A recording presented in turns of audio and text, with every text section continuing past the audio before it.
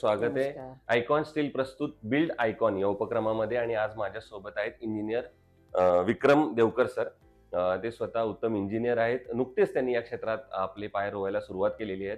काही residential project त्यांनी यशस्वीरित्या पूर्ण केलेले आहेत आणि सोबत ते अनेक शासकीय प्रकल्पांवर किंवा स्थानिक स्वराज्य संस्थांच्या अनेक प्रकल्पांवर सुद्धा काम करत आहेत. त्याबद्दलही मी त्यांच्याशी बोलणारच आहेत. आणि सोबत त्यांचा स्वतःचा जीवन प्रवास कसा होता, या क्षेत्रामागे येण्याची प्रेरणा कुणाची होती, अशा अनेक मुद्द्यांवर आज आम्ही बोलणार आहोत. आज आम्ही आलो आहोत हिंगोली जिल्ह्यामध्ये आणि हिंगोली जिल्ह्यामध्ये ते स्वतः उत्तम काम करतात. सो तुमचं स्वागत आहे बिल्ड आयकॉन या उपक्रमामध्ये. बिल्ड आयकॉन हा उपक्रम असा आहे की ज्यामध्ये तुमच्यासारख्या तरुण इंजिनियर सोबत आम्ही बोलतोय आणि त्या चर्चेतून काही सकारात्मक गोष्टी बाहेर येतील, ज्या येणाऱ्या पिढीला, येणाऱ्या इंजिनियर्सना मार्गदर्शक ठरतील. त्यानिमित्तानं या क्षेत्रातल्या अनुभवांबद्दल चर्चा होईल. हा सगळा बिल्ड आयकॉन उपक्रमामागचा हेतू आहे. तो आपण पहिल्या प्रश्नाला सुरुवात करूया. पहिला प्रश्न असा आहे की तुमच्या शैक्षणिक जीवन म्हणजे तुमची शाळा कुठली होती, तुमचं कॉलेज कुठलं होतं, आणि सगळ्यात महत्त्वाचं म्हणजे सिव्हिल इंजिनिअरिंग या क्षेत्रामध्ये येण्यामागची प्रेरणा कुणाची होती? प्रेरणास्थान कोण होतं की त्यांनी तुम्हाला वाटलं की आपणही या क्षेत्रात गेलं पाहिजे? काय सांगाल? माझं नाव विक्रम देवकर आहे. मी एक छोट्या कुटुंबातून आहे. माझी शाळा ही हिंगोलीमधूनच झालेली आहे. भारती विद्या मंदिर असे शाळेचे नाव आहे. आणि 10वीच्या नंतरचं शिक्षण 11-12 मी आदर्श कॉलेजलाच घेतलेलं आहे. त्याच्यानंतर मी डिप्लोमासाठी जिंतूर येथील गव्हर्नमेंट पॉलिटेक्निक कॉलेज आहे. तिथं माझं गव्हर्नमेंटमध्ये सिव्हिल इंजिनिअरिंग झालेली आहे. ओके. आणि या क्षेत्रामध्ये येण्याची प्रेरणा कुणाची होती? प्रेरणा म्हणजे सर आमच्या घरचंच काम आहे. समजा आम्ही एक कामगार ह्याच्यातून येतो, कुटुंबातून. कुटुंबातून येतो. बरोबर. माझे वडील वगैरे असे ठेकेदारी करायचे. ओके. रोड वगैरेचे काम असतात ते गिट्टी वगैरे फोडणं, आथरणं. वा. मग त्या क्षेत्रात असल्यामुळे ते कामगार असायचे. बरोबर. आता मला त्यांच्यापेक्षा काहीतरी मोठं करायचं, मग आपण काय व्हायचं, मग ठेकेदार व्हायचं किंवा इंजिनियर व्हायचं पुढे, असं तुम्ही ठरवलं. सिव्हिल याच्यातून इंजिनिअरिंग मधलं काहीतरी नॉलेज घ्यायचं. आता वडील ज्यांच्याकडून ठेके घेतात ते ठेके देणारच आपण झालो पाहिजे. क्या बात आहे. त्यासाठी मी या फील्ड मध्ये मुद्दामून उतरलेला आहे. Very good. आणि सिव्हिल इंजिनियर एक स्वतः काहीतरी वेगळा करू शकतो, बिल्ड वगैरे करू शकतो, जे बरोबर. प्रॉपर काम करू शकतो. बरोबर. हे तुम्ही सुरुवात केली. सो आता आपण सिव्हिल इंजिनिअरिंग मधल्या प्रश्नांना सुरुवात करूया. त्यातला पहिला प्रश्न आहे असा की तुम्ही मागच्या 4-5 वर्षापासून या क्षेत्रात काम करताय. या क्षेत्रात कल्पनेला खूप वाव आहे. तुम्ही जशी स्वतः कल्पना कराल, कारण अल्टिमेटली तुम्ही एखाद्या माणसाचं स्वप्न, घराचं स्वप्न तुम्ही उतरवत असता. त्यामुळे स्वप्नाला काय असं रेषा नसते. तुम्ही जसं ते स्वप्न कराल तसं स्वप्न असतं. तो या कल्पनेला तंत्रज्ञानाची सुद्धा मदत खूप होते. टेक्नॉलॉजीची सुद्धा आजकाल मदत होते. तर त्या तंत्रज्ञानाचा उपयोग किंवा फायदा तुम्हाला या क्षेत्रात कसा झाला, काय सांगाल? तंत्रज्ञानाचा वापर म्हणल्यावर आता जसं आधी आम्ही जेव्हा माझे वडील वगैरे काम करायचे त्यावेळेस त्यांना ते रोडचं लेवल वगैरे काढण्यासाठी एक वेगळंच परेशानी व्हायची. बरोबर. आता हे ऑटो लेवल वगैरे आल्यामुळं, टोटल स्टेशन आल्यामुळं त्या कामामध्ये जास्त काही प्रॉब्लेम्स वगैरे जात नाही. आता जसं की बिल्डिंगचं वगैरे काम करायचं असेल, आपल्याला सॉइलचं वगैरे टेस्टिंग वगैरे करायचे असतील, वेगवेगळे ते आपल्याला प्रोजेक्ट करावं लागतं. त्यासाठी हे म्हणजे ज्या गोष्टी आहेत त्याची फार मदत होते फार मदत टेक्नॉलॉजीची. आता हेच मशीनच घ्या, आपले समजा टिल्टिंग मशीन, ॲजॅक्स मशीन, मशिनरी आले, बरोबर. जे की जे काम 8-8 दिवस लेबरनं करत होते ते एका दिवसात सगळं ते काम करते. ड्रेनेजचं काम असो, मग कोणते स्लॅब वगैरे कास्टिंग असो, तर हे फायदा होतो त्याचा. आता तुम्ही सांगितलं तसं की या तंत्रज्ञानामुळं कामगारांचं प्रमाण कमी झालं. म्हणजे 8 दिवस जो माणूस काम करत होता ते आता एका दिवसात मशीनमुळे व्हावं लागलं. पण सिव्हिल इंजिनिअरिंग या क्षेत्रात अकुशल कामगारांचं प्रमाण सुद्धा खूप मोठ्या प्रमाणात आहे. अनस्किल्ड लेबर आपण ज्याला म्हणतो त्यांना, की जे त्या क्षेत्रातलं काही शिकलेले नाहीत पण ते याच्यात काम करतात. तर अशा अकुशल कामगारांकडून काम करून घेणं हे किती धोकादायक आहे असं तुम्हाला वाटतं?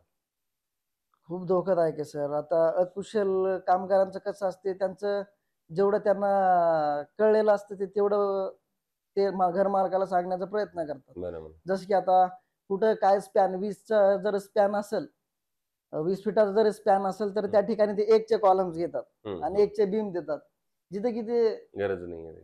म्हणजे ते आता जिथं समजा त्यांना काय स्ट्रक्चरचं वगैरे काही माहिती नसल्यामुळे तर मग ते उद्या चालून खूप मोठी हानी होऊ शकते. बरोबर आहे. दुसरं, तुम्ही आता अनेक घरांचे प्रकल्प सुद्धा पूर्ण केलेले आहेत.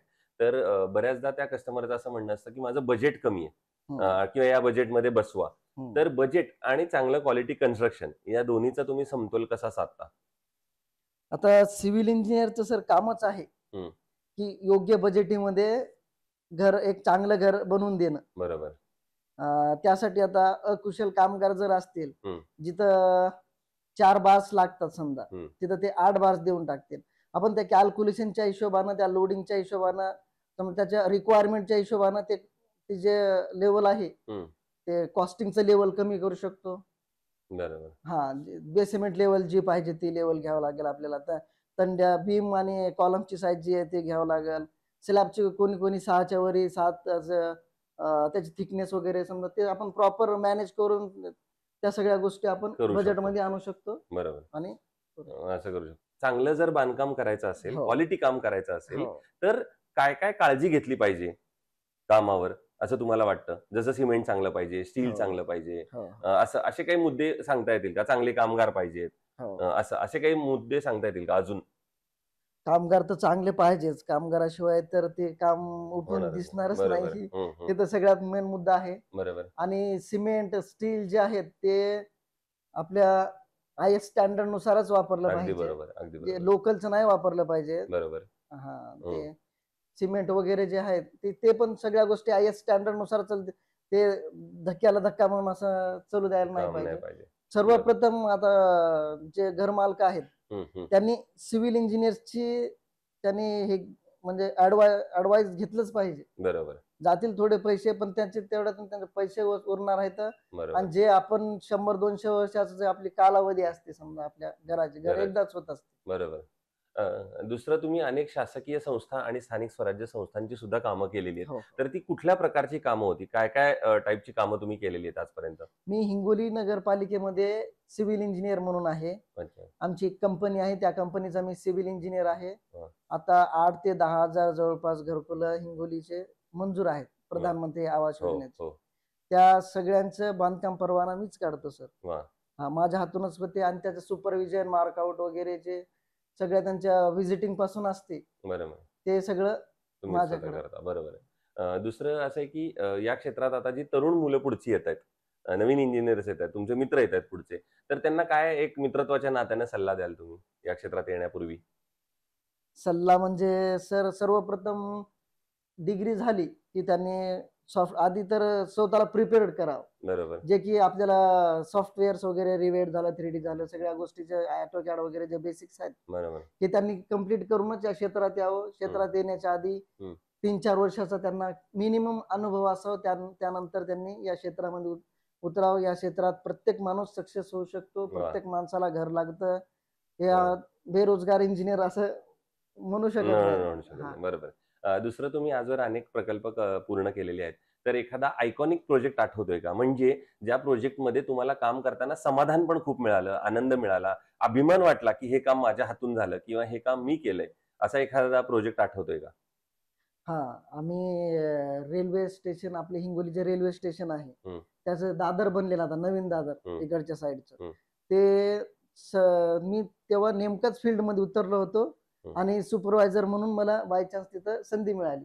माझे दाजी आहेत गजानन सोळंके, त्यांनी एक ठेकेदार आहेत. ते एका ठेकेदाराच्या हाताखाली आहेत. रामकृष्ण म्हणून जे ठेकेदार होते त्यांच्या हाताखाली ते होते. त्यांनी ते काम घेतलेलं होतं आणि ते काम त्यांनी बाय चान्स मला दिला. त्याचं सुपरविजन माझ्या हाताखाली झालेलं आहे, त्याचा मला अभिमान आहे. आणि दुसरी गोष्ट रेल्वेचं ते आता अलीकडचं ते रूळ बनवलेला आहे, नवीन रूळ बनवलाय. तर त्याचं लेवलिंग वगैरे त्या सगळ्या गोष्टी माझ्या हातून झाले. तर त्याचा मला एक अनुभव वाटते, अभिमान वाटते. आणि जिथून मी तेव्हा येतो जातो तर केंद्र शासनाचं एक काम आपण केलंय त्याचं वेगळा आनंद आहे. Very good, very good. दुसरं हे झालं चांगल्या अभिमान वाटणाऱ्या गोष्टी. पण तुम्ही आता इतके वर्ष काम करताय मागच्या 4-5 वर्षापासून, तर कधीतरी अडचण पण आली असेल काम करताना.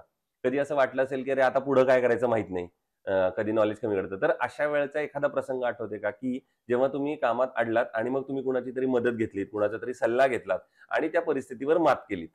असा एखादा प्रसंग, अनुभव, प्रोजेक्ट, साईट अशी काही आठवते का की तिथं काही सुचलं नाही पटकन पुढे नक्की काय करावं, अचानक काहीतरी समस्या उद्भवली, कॉलम मध्ये, बीम मध्ये असेल किंवा तिथल्या नैसर्गिक परिस्थिती काहीतरी झाली असेल, अचानक पाणी लागलं खाली खोदताना, काही असं घडू शकतं. तर असा एखादा प्रसंग आठवतोय का?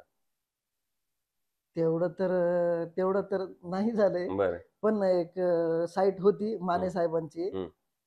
म्हणजे ते सुपरविजन माझ्याकडे होतं आणि ते कामही मीच घेतलेलं. बरोबर. त्यावेळेस सुरुवात होती, त्यामुळं भरपूर भरपूर काही प्रॉब्लेम्स आल्या. हो. पण माझे एक गुरु आहेत या सिव्हिल इंजिनिअरिंग वाह! क्षेत्रामध्ये, ज्याने की हं. मला कॅड वगैरे शिकले. हो. तारेक सर म्हणून आहेत. बरोबर. मग प्रत्येक गोष्ट समजा त्यांचा ॲडवाइस वगैरे घेऊनच मी घेऊनच ते हे ते कामं पूर्ण केली. Very good. यशस्वी केली त्याच्यात. केले. बरं, दुसरं बांधकामामध्ये स्टील आणि सिमेंट या 2 महत्त्वाच्या गोष्टी असतात. येस. त्यातलं स्टील निवडताना तुम्ही कसं स्टील निवडता? काय त्याचे पॅरामीटर्स बघता? काय त्याची गुणवैशिष्ट्य बघता? किंवा स्टील निवडायचं झालं, तर तुम्ही काय बघता आणि मग ठरवता की हे स्टील चांगलं आहे, हे आपण घेतलं पाहिजे? सर्वप्रथम तर आपण IS स्टँडर्ड चेक करतो. बरोबर, त्यानंतर त्याचं यील्ड स्ट्रेंथ आणि त्याची डक्टिलिटी असते. बरोबर. त्या फॅक्टर्स बघून आणि त्याची क्वालिटी वगैरे बघून ठरवतो. ठरवतो आपण. Very good. मग तुम्ही आयकॉन स्टील कुठल्या प्रोजेक्टवर वापरलंय का यापूर्वी? भरपूर प्रोजेक्टर वापरलंय. वापरलाय मग सर. तुमचा कसा होता? माझा विश्वास आहे, माझं मानणं आहे, की घर मालक जे आहेत हं, कस्टमर्स, हं. त्यांचाही भरपूर एक विश्वास आहे आयकॉनवर. बरोबर. हां. तर आयकॉन स्टील बरोबरचा तुमचा अनुभव कसा होता? म्हणजे तुम्ही प्रॉडक्ट बद्दल सांगितलं, त्यांचं प्रॉडक्ट खूप छान आहे. पण त्यांच्या सर्व्हिसेस बद्दल, त्यांच्या लोकांबद्दल, त्यांच्या डिलिव्हरी बद्दल, कॉस्ट बद्दल असं काही सांगता येईल का? अवेलेबिलिटी बद्दल? कारण बऱ्याचदा असं होतं, की आपल्याला माल हवा असतो तेव्हा पण असला पाहिजे अवेलेबल. तर असं काही अनुभव आहे का? काय सांगाल? मला जेव्हा जेव्हा माल लागला तेव्हा तर माल अवेलेबल होतं. हं. आशिष हार्डवेअर म्हणून जवळपाशी रोडला हार्डवेअर आहे आयकॉन स्टीलचं. बरोबर. त्यांच्याकडूनच मी घेत असतो. हं. आणि ते माणसंही चांगले आहेत. हो. अवेलेबिलिटी टायमावर होते. Very good. स्टील पण चांगलं नावाजलेलं आहे. काही विषय नाही अरे वाह! स्टीलमध्ये तर. क्या बात है. सो हे होते इंजिनियर विक्रम देवकर सर आणि त्यांनी अतिशय साध्या सोप्या भाषेत आपल्या बरोबर ही चर्चा केली आणि सगळ्यात महत्त्वाचं म्हणजे इंजिनिअरिंग क्षेत्रामागे येण्याची त्यांची प्रेरणा जे त्यांनी सांगितलं. त्यांचे वडील या क्षेत्रात होते. भले ते वेगळ्या कामात होते, पण त्यांच्या वडिलांचं स्वप्न एका अर्थानं त्यांना पूर्ण करायचं होतं या क्षेत्रात येऊन आणि माझ्या मते ते त्यांनी पूर्ण केलेलं आहे. पण मी असं म्हणेन, स्वप्न पूर्ण केल्यापेक्षा स्वप्न अजून जास्त मोठं बघितलं, कारण आता त्यांचा 5-6 वर्षाचाच प्रवास आहे या क्षेत्रामधला. तर येणाऱ्या काळामध्ये तुमच्या हातून असेच आयकॉनिक प्रोजेक्ट्स घडावेत, उत्तमोत्तम प्रोजेक्ट्स घडावेत याच माझ्याकडून आणि आयकॉन स्टील या दोघांकडून मनःपूर्वक बिलकुल शुभेच्छा. सर, बिलकुल. धन्यवाद. Thank you.